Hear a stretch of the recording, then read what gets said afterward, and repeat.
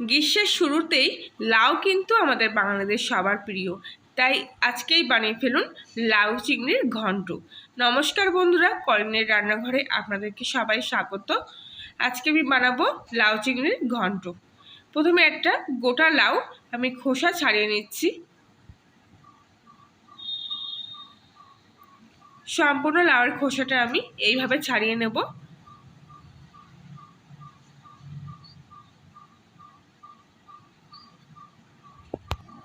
লাউয়ের খোসা ছাড়িয়ে ভালো করে ধুয়ে নিয়ে এবার আমি লাউটা ফালা করে নিয়ে হাতের সাহায্যে কুচিয়ে নেব।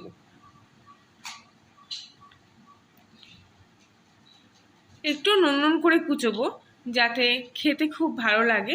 ডুমো করে কুচোবো না, চিংড়ির সঙ্গে যাতে মাখা মাখা ঘন্ট তৈরি হয় ঠিক সেইভাবে কাটবো। আপনারা আপনাদের পছন্দ মতো কেটে নেবেন। গোটা লাউটা আগে থেকে ধুয়ে নিয়েছি, তাই কাটার পর কিন্তু আমি আর ধোবো না। সব লাউগুলো ওইভাবে কুচিয়ে নিলাম। আর এবার আমি এটা তেলে সেটা শুকনো লঙ্কা, সাদা জিরে আর তেজপাতা ফোড়ন দিলাম। ফোড়নটা ভাজা অবধি অপেক্ষা করব। ফোড়নটা ভাজা হয়ে গেলে এতে আমি কিছু ধুয়ে রাখা চিংড়ি মাছ দিয়ে দিচ্ছি। মাছগুলো ভালো করে ভেজে নেব। চিংড়ি মাছ ভাজার সময় এতে আমি 1 চামচি হলুদ আর 1 চামচি লবণ দিয়ে দেব। এতে চিংড়ির স্বাদটাও ভালো আসবে আর চিংড়ির কালারটাও চলে আসবে।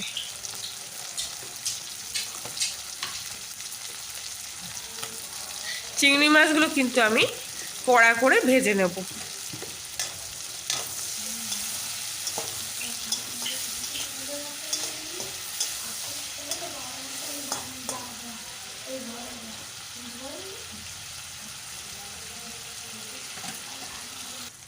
কিছুক্ষণ পর চিংড়ি মাছগুলো কড়াভাবে ভাজা হয়ে গেছে। এবার আমি এর মধ্যে কেটে রাখা লাউগুলো দিয়ে দেব।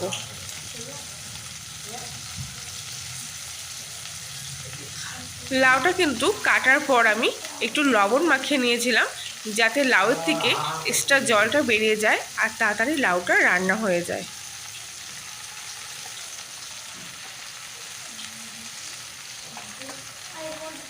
জলগুলো ছেঁকে নিয়ে লাউগুলো আমি সব কড়াই দিয়ে দিলাম।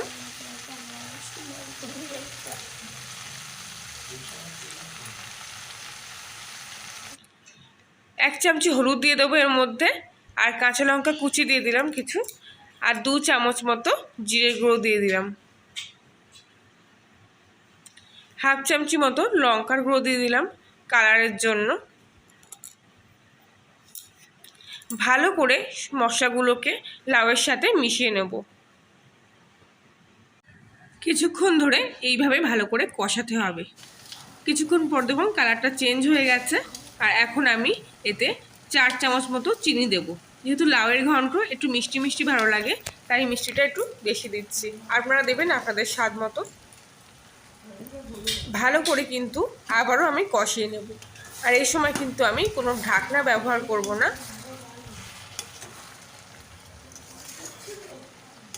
লাউয়ের থেকে দেখুন জল বেরোতে শুরু করেছে। এবার জলটা আমার শুকিয়ে আনতে হবে কষতে কষতে।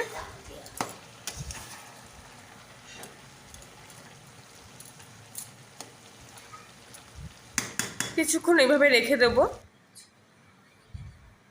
আবার কিছুক্ষণ পরে এপিট ওপিট করে নাড়িয়ে দেব।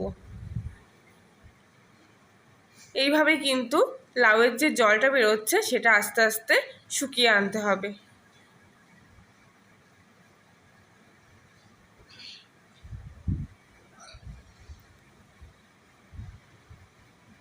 আবারও কিছুক্ষণ ভালো করে ঘেঁটে দিচ্ছি।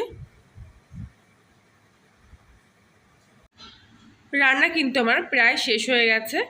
লাউটা দেখুন পুরো সিদ্ধ হয়ে গেছে, দেখলেই বোঝা যাচ্ছে। আর জলটাও অনেকটা কমে এসছে। এইভাবেই বানিয়ে ফেলুন লাউ দিয়ে চিংড়ি মাছের ঘন্ট। খুবই স্বাদ লাগে। এই গরমের সময় তো খুবই ভালো লাগবে। গরম ভাতে নিয়ে বসে পড়বেন। আজকের ভিডিও এখানেই শেষ করছি। আবার দেখা হচ্ছে অন্য ভিডিওতে। সবাই ভালো থাকবে।